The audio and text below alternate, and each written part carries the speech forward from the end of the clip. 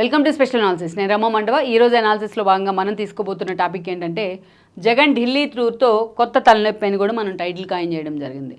Jagan Delhi tour కారణంగా ఆయనకు వచ్చిన కొత్త ఇష్యూ ఏంటి, ఆయనకు ఎదురవుతున్న కొత్త సమస్య ఏంటి? ఈరోజు అన్ని రకాలుగా జగన్మోహన్ రెడ్డి మీద ముప్పేట దాడి జరుగుతోంది.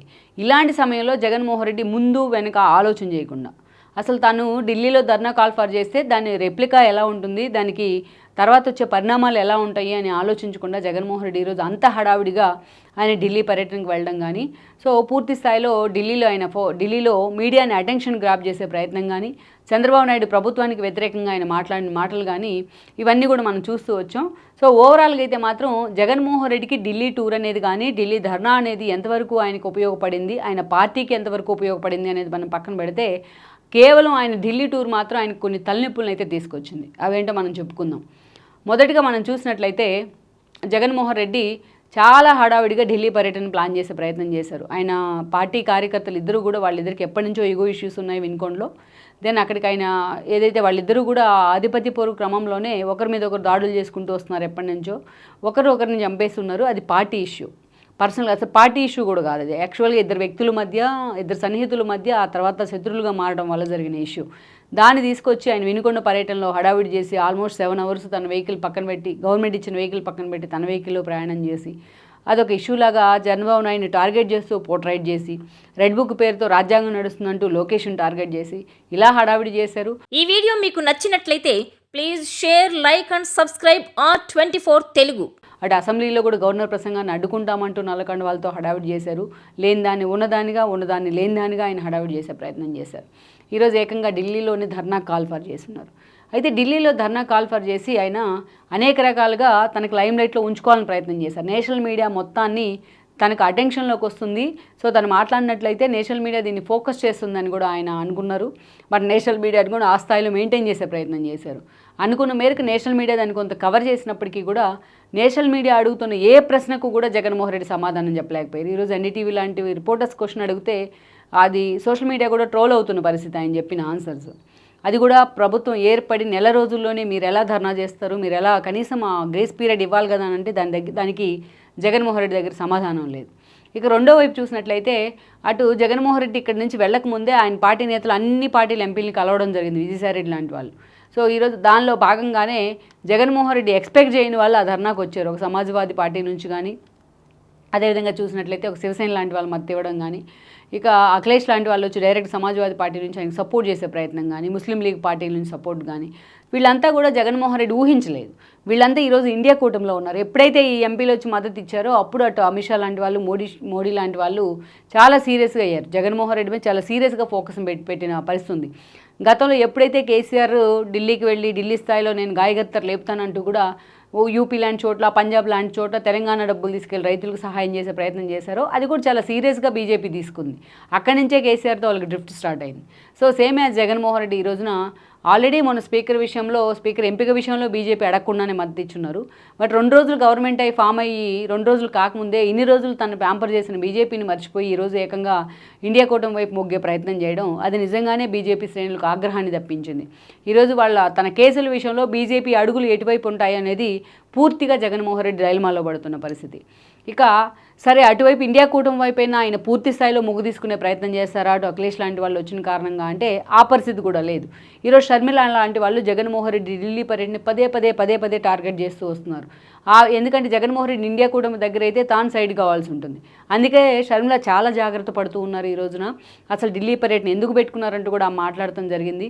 పదే నీకు మద్దతు ఇచ్చేవాళ్ళు ఎవరంటూ కూడా జగన్మోహన్ రెడ్డి పరువు బయట పెట్టే ప్రయత్నం చేస్తున్నారు, పరువు తీసే ప్రయత్నం చేస్తున్నారు. సో ఆ లెక్కను చూసినా అటు ఇండియా కూటమి కూడా జగన్మోహన్ రెడ్డి నమ్మే పరిస్థితి కానీ, మద్దతు ఇచ్చే పరిస్థితి కానీ లేదు. అఖిలేష్ లాంటి వాళ్ళని, విజయసాయిరెడ్డి లాంటి వాళ్ళు తమ పరిచయాలతో రిక్వెస్ట్ చేసిన తీరుతో ఆయనకు మద్దతు ఇచ్చేందుకు రావడం జరిగింది. సో ఇక అది పక్కన పెడితే ఈరోజు జగన్మోహన్ రెడ్డి ఢిల్లీ టూర్తోని ఎక్కడ చంద్రబాబు నాయుడు బీజేపీ నేతలు ఇక్కడ భయపడుతూ ఉన్నారు. నిజంగా జగన్మోహన్ రెడ్డి ఢిల్లీ టూర్కి కానీ ఎక్కడైనా బీజేపీ నేతలు వచ్చి పిలిచి వాళ్ళు ఆల్రెడీ వైసీపీ నేతలు పిలవడం జరిగింది.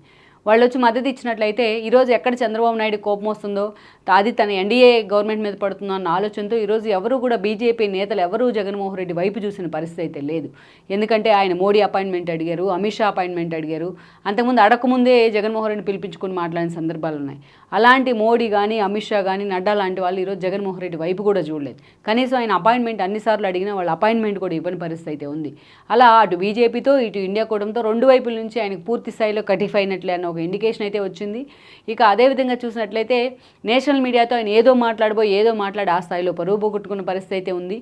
ఇక అదే స్థాయిలో పార్టీలో ఉన్న నేతల్ని, ఓడిపోయిన నేతల్ని ఇంతవరకు పరామర్శించకుండా, ఓడిపోయిన నేతల్ని పిలిచి కూర్చోబెట్టుకుని మాట్లాడే ప్రయత్నం చేయకుండా ఏదో చిన్న ఇష్యూ పట్టుకుని ఆయన కోడిగుడ్డు మీద ఈకలు పీకే విధంగా ఢిల్లీ స్థాయిలో హడావిడి చేయడం మాత్రం అంత సీరియస్గా ఈరోజు టీడీపీ గవర్నమెంట్ కూడా దాన్ని తీసుకున్న పరిస్థితి అయితే లేదు.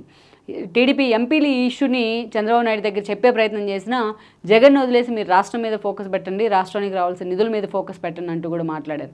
ఎక్కడా జగన్మోహన్ రెడ్డి ధర్నా మీద చంద్రబాబు నాయుడు కానీ, లోకేష్ కానీ, పవన్ కళ్యాణ్ కానీ ఎక్కడ మాట్లాడలేదు. పూర్తిగా దాన్ని లైట్ తీసుకున్న పరిస్థితి అయితే ఉంది. సో ఓవరాల్గా ఈ రోజున అటు బీజేపీ రూపంలో, ఇటు కాంగ్రెస్ రూపంలో, తన పార్టీ నేతల రూపంలో ఆయన ఢిల్లీ ధర్నా తర్వాత ఆయనకు ఒక కొత్త తలనొప్పి అయితే స్టార్ట్ అయిందని అనుకోవాలి. మరి ఆ రూపంలో బీజేపీ స్టాండ్ ఎలా ఉండబోతుంది జగన్మోహన్ రెడ్డితో అనేది ఒక క్లారిటీ అయితే వచ్చినట్లయింది. ఈ ఢిల్లీ ధర్నా రూపంలో జగన్మోహన్ రెడ్డికి వాళ్ళు ఎలాంటి సపోర్ట్ ఉండవద్దు వాళ్ళ వైపు నుంచి అనేది ఒక స్పష్టత అయితే వచ్చినట్లయింది.